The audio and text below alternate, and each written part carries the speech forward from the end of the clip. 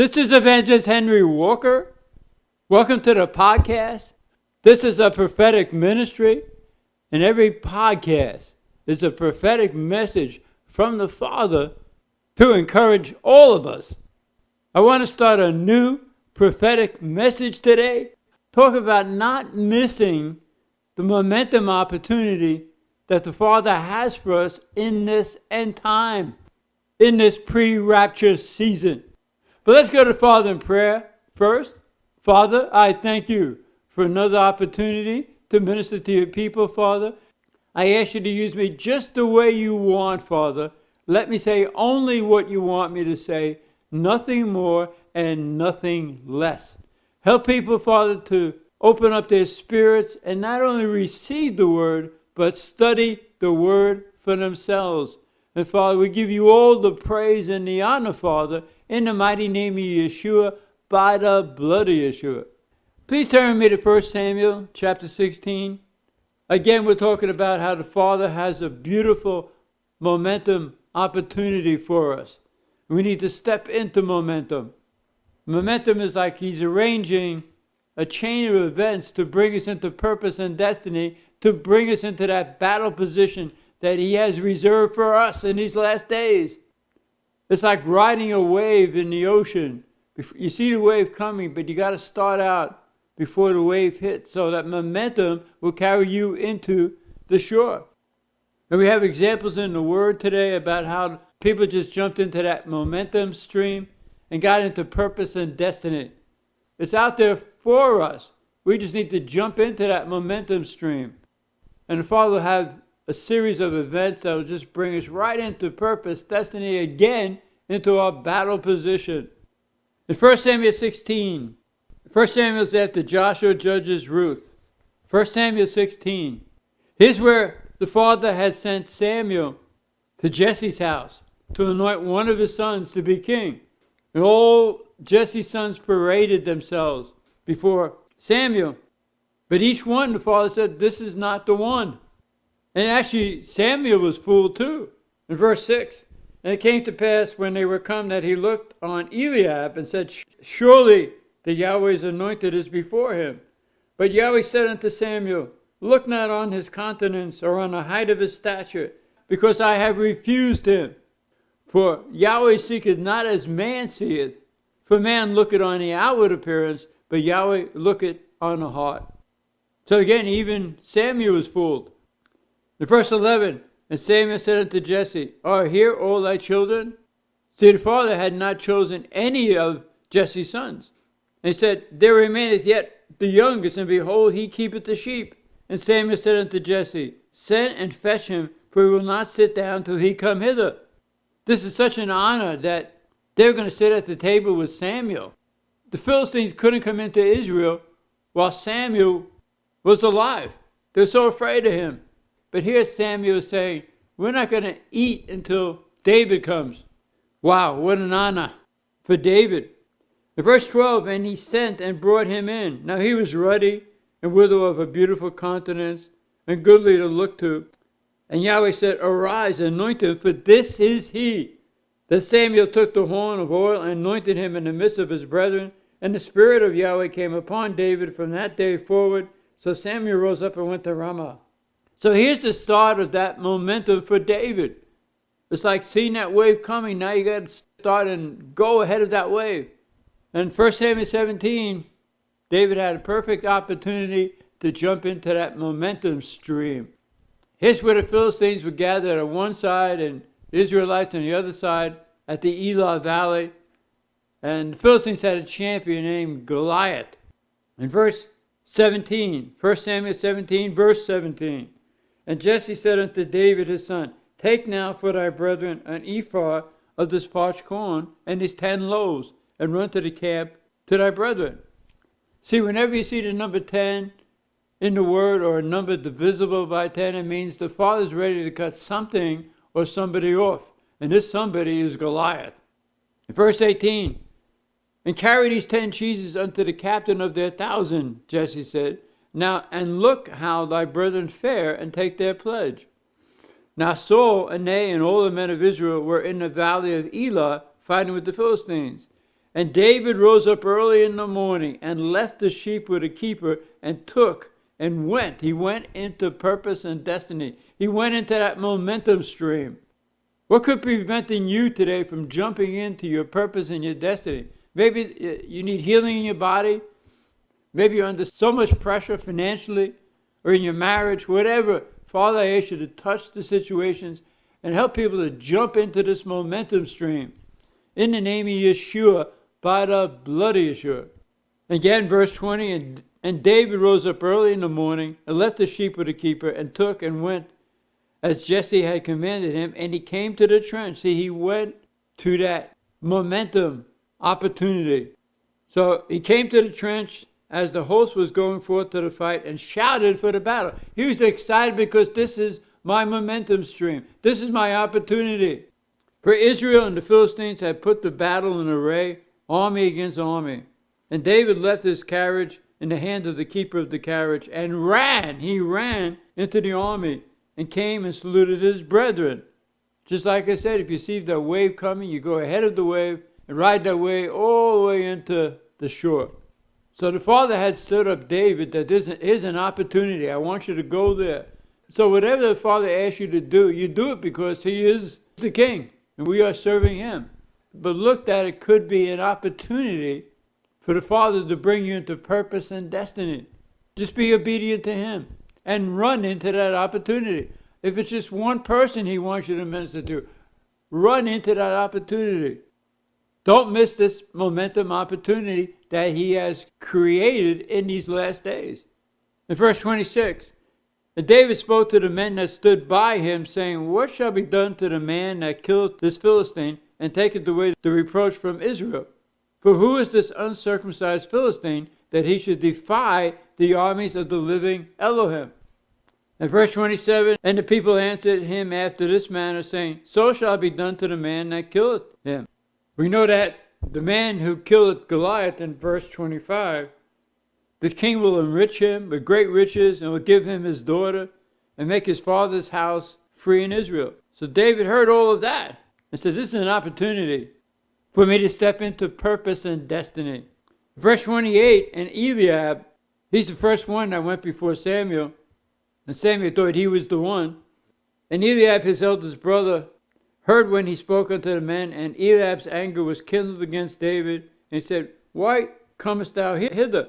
And with whom hast thou left those few sheep in the wilderness? I know your pride and the naughtiness of your heart, for thou art come down that thou mightst see the battle.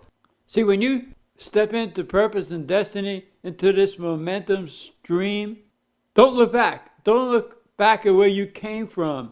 Don't look back at the disappointments you had in the past. The enemy may try to stop you from this momentum opportunity by having you look back and say, I tried this before, it didn't work.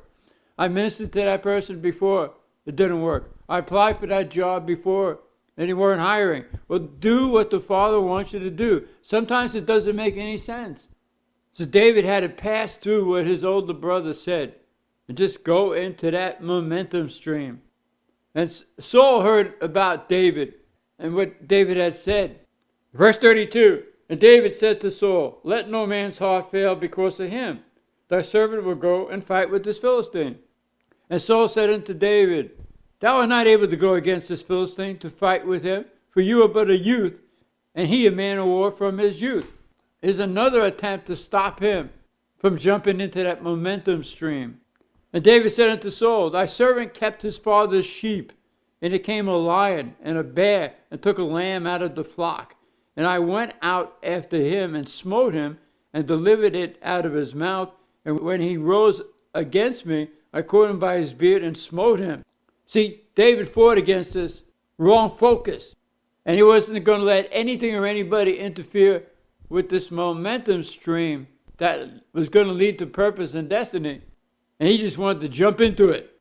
In verse 36, thy servant slew both the lion and the bear, and this uncircumcised Philistine shall be as one of them, seeing he had defied the armies of the living Elohim. And David said, moreover, the Yahweh that delivered me out of the paw of the lion and out of the paw of the bear, he will deliver me out of the hand of this Philistine. And Saul said unto David, go, and Yahweh be with you. See, people will kind of realize that you're going into momentum and encourage you after a while, as long as you stand strong and don't be moved by their lack of faith in the beginning.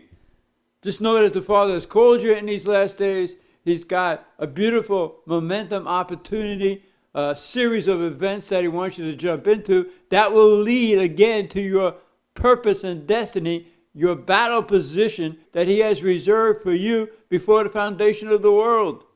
And some of you out there are being troubled by your past and people saying, hey, the Father gave you a purpose and destiny, but you're so far away from it. Well, when he presents an opportunity to you, jump into it. It could lead to that purpose and your destiny. Don't let anybody stop you. Don't let your flesh stop you. Every podcast I mentioned that if your flesh is giving you some impure thoughts, any worried, fearful, anxious thoughts, just say out loud, say, Yeshua, I thank you for the crown of thorns that you had around your head. That was for me. That means my mind is covered by your blood. I only think your thoughts. And give those thoughts to the Father. And just go on and follow that trail that leads into purpose and destiny. The Father is setting us up for a big momentum shift. And when we see an opportunity, just keep going towards that opportunity, your assignment that he has given you. Fulfill your assignment that he has given you and jump into that momentum stream of opportunity. Again, a series of events that will bring blessings your way so you can bless other people too. And it's being all set up by the Father in these last days. In verse 38, and Saul armed David with his armor, and he put a helmet of brass upon his head. Also he armed him with a coat of mail. And David girded his sword upon his armor, and he essayed to go, for he had not proved it. And David said unto Saul, I cannot go with these, for I have not proved them. And David put them off him. So he had to push that off too. See, the Father has already given us our weapons. It's like some people sometimes want to come into your life, and the Father says, no. They're not going to help you in purpose and destiny. They're just going to infiltrate your life.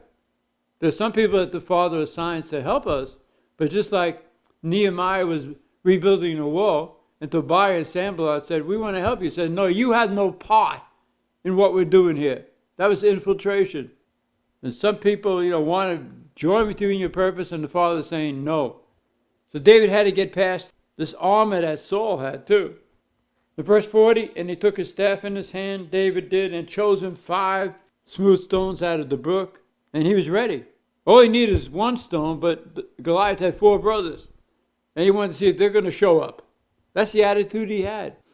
This opportunity is for me. The Father set up this opportunity, this momentum, and this momentum is going to lead to a series of events that's going to bring me into purpose and destiny. And this all started when he was watching his father's sheep. This is a prophetic word for somebody. See, the Father's been watching you, and you've been taking care of the people he's been sending your way, and he's ready to expand your ministry because you've been faithful over a few. He's going to give you an opportunity over many. Just receive that word today in the name of Yeshua, by the blood of Yeshua. This whole message is prophecy, a prophetic word for who's ever listening out there. And the main requirement is that you surrender everything to the Father, especially your flesh. Ask the Father to come into your spirit, fill you with the Spirit, mortify the deeds of your flesh, and make you more and more like Yeshua every day. Bringing the fruit of the Spirit out of your life. Love, joy, peace, long-suffering, gentleness, goodness, faith, meekness, temperance. So receive that prophetic word today that the Father has set up a momentum opportunity for us to jump in, which will lead to purpose and destiny. But the main thing is you got to surrender everything to him, and he'll put you on that sanctification process where he'll work on us every day to make us more and more like Yeshua. So when David came against Goliath, the Philistine in verse 42 disdained him. Verse 43, and the Philistine said unto David, Am I a dog that thou comest to me with staves? And the Philistine cursed David by his gods. So here's another opportunity to try to stop David from jumping into that momentum opportunity. In verse 44, again, the Philistine said to David, Come to me, and I'll give your flesh unto the fowls of the air and to the beasts of the field. But then David answered back. He fought against that infiltration.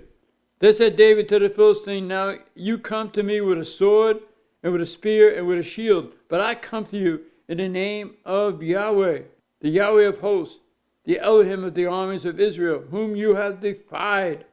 This day will Yahweh deliver you into my hand, and I will smite you and take your head from you, and I'll give the carcasses of the host of the Philistines this day unto the fowls of the air and to the wild beasts of the earth, that all the earth may know that there is an Elohim in Israel. So David's faith grew from killing the Philistine, Goliath, to destroying the whole Philistine army, and that the whole world would know about this. In verse 47, and all this assembly shall know that Yahweh saveth not with sword and spear, for the battle is Yahweh's, and he will give you into our hand. So, verse 51, after David had threw the stone with a slingshot, therefore David ran and stood upon the Philistine, and took his sword, and drew it out of the sheath thereof, and slew him, and cut off his head therewith. And when the Philistines saw the champion was dead, they fled. You can see how he just pushed through to get to that momentum stream. As you read before, the bear came against his flock, and he thought the bear was dead, but the bear sprung up again and came against him. And so he learned from that, hey, I'm going to cut off Goliath's head to make sure he doesn't get up again. So we can see how this was a perfect example of how the Father called somebody into purpose and destiny and set up a momentum stream that he had to jump in. And he did. And what a great king he was. Except for Bathsheba, he accomplished so much for the Father. Go to the right to the book of Jeremiah. Jeremiah is right after Psalms, Proverbs, Ecclesiastes, Song of Solomon, Isaiah, Jeremiah, before Lamentations. Jeremiah chapter 1. Again, we're talking about jumping into that momentum stream that the Father has in front of us. And that momentum stream could just be an assignment that the Father gives us for one person. And that could lead us into purpose and destiny. Just like Philip in the book of Acts. He was in a revival, and the Father told him to go to a desert, and there was an Ethiopian man leaving Jerusalem after the Feast of Pentecost. And the Father chose Philip to go on to that man, and he was reading the book of Isaiah, and he explained the word to the Ethiopian, who happened to be the financial officer to the queen, Candace, in Ethiopia. And he came to Yeshua, got baptized, and how many churches arose from that one person going back to Candace, telling her about Yeshua? So it was that one opportunity that Philip had, and he took advantage of it. And that momentum carried that chief financial officer for Candace back to Ethiopia, and churches were established, one after another. So it's that opportunity that he puts in front of us. Again, it could be one person, but let's take advantage of it with his strength and his power, and go in that situation in his name and with his word and covered by his blood. Jeremiah chapter 1, verse 4. Then the word of Yahweh came unto me, saying, before I formed you in the belly, I knew you. And before you came forth out of the womb, I sanctified you, set you apart, and ordained you a prophet unto the nations. But he said, I can't speak, I'm a child. Verse 7, but Yahweh says, say not that I'm a child. For you shall go to all that I send you, and whatsoever I command you, you shall speak. Don't be afraid of their faces, for I am with you to deliver you, said Yahweh. Then Yahweh put forth his hand in verse 9 and touched my mouth. And Yahweh said unto me, behold, I put my words in your mouth. See, I have this day set thee over the nations. This is the day he started that momentum stream. The wave of opportunity is coming, and he had to jump into it. See, I have this day set thee over the nations and over the kingdoms, to root out and to pull down and to destroy and to throw down, to build and to plant. That was his purpose. He had to go into Jerusalem and warn the people that you have set up idols in your heart. You're not worshiping Yahweh, you're worshiping all these false idols. Verse 11, moreover, the word of Yahweh came unto me, saying, Jeremiah, what do you see? He said, I see a rod of an almond tree. Then said Yahweh unto me, thou hast well seen, for I will hasten my word to perform it.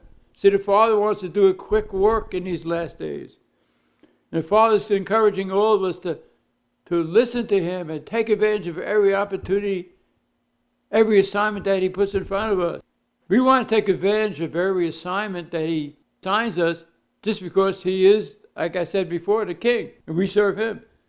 But we need to get into that battle position that nobody else can do. That battle position that he has reserved again for us before the foundation of the world. This is why Yahweh is sending Jeremiah to the people in Jerusalem. And I'll utter my judgments against them, touching all their wickedness, who have forsaken me, and have burned incense unto other gods, and worshipped the works of their hands.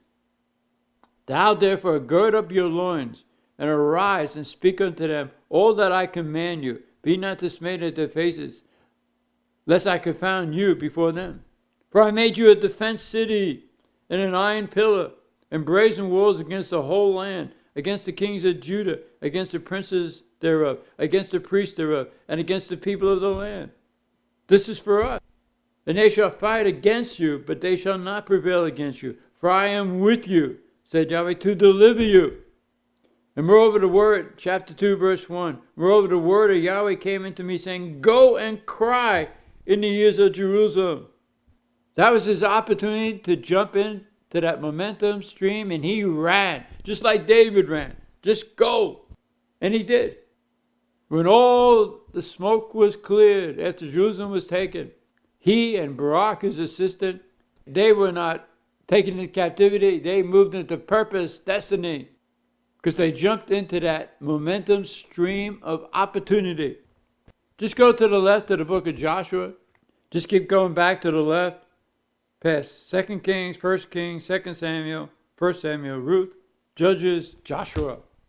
See, the Father set up an opportunity for Joshua when the armies of 5 kings came against him.